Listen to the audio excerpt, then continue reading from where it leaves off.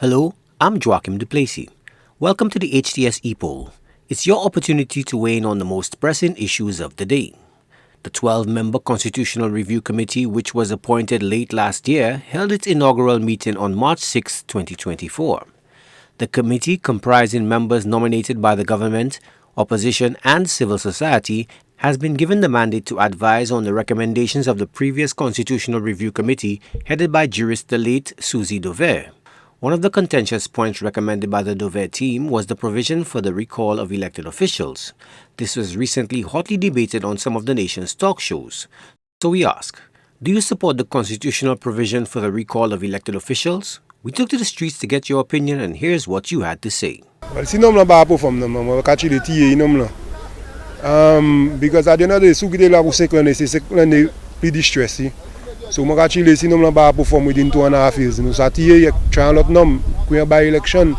De le sa pe affecte poche pe ya, me de le se route la pou nou ale.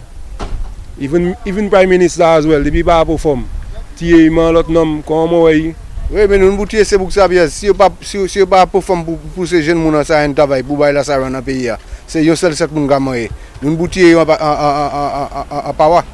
Mais les gens qui ont gagné le pays, c'est pas qui a assuré. Nous ne pouvons pas. Because when parliamentary representatives are not performing according to what they promised, they need to be changed and bring somebody who can do it. But in that same light, is there any guidelines for you to be judged as underperforming? So before the part of enactment is done, okay? That's how I look at it. Because you cannot just say he's underperforming. There should be guidelines to say he's underperforming. He's not reaching the standard that a minister or prime minister needs to meet. But I support it. Yes, I do very much, because sometimes you have a politician that comes in and just messing around, not doing the people's work, especially his constituency and different places. So definitely I feel we should have that in our constitutional reform, to deal with politicians that don't behave themselves in office and look after the welfare of the people and the country. Oui, man, tiye ya power because the parti ou pas faire by pays ya. Et puis nous mettons là pour faire by nous. Et pour promise nous ça ou pas faire. Just tiye wa power, il pas faire personne pour ça là, les coups by election tiye wa power because nous power pour faire tout. Parce que nous qui mettons là. Ou pas bon support du quoi bon nous so il pas fait personne pour nous site là courrier là tout puis by election tout le monde vient pour yo. No, I am not supporting Nigeria. The politician do the 5 years and we'll take it from there. I think recall is a good thing, because when you have a politician in power and he's not performing and he's not doing the right things, he's creating more chaos for the whole party. So I think recall is a good thing, because at least you don't have time, because sometimes within a period of 1 year you can do so many things to create negativity in a party. It's better if you have the recall than to have that person within the whole 5-year period to wait. By that time, they already do so many things that can be irreversible. So it's better if you the recall. I think it's a good thing. Oui, on a supporté par recall là because we on a supporté là la chay politicien qui a promettre tout bagaille et que là yo fini c'est pas rien yo ka faire passer juste dollar yo tous les mois. So on a supporté recall là pour debout pa bay ni ba election et tiro et mettre moun qui kay faire bay là et bien qui kay représenter là et mettre yo en power. Si pas ça c'est juste là tout seul yo ka jo. So I support ça en chai 100%. I think we have to look at that honestly on both sides of the scale. Yes, if you find a politician not living up to his expectations, you have the power to recall. But I also believe, on the other hand, that if that is instituted, it might create a lot of chaos in the country, and plus it might create a financial burden in the country. But you have to look at the pros and cons.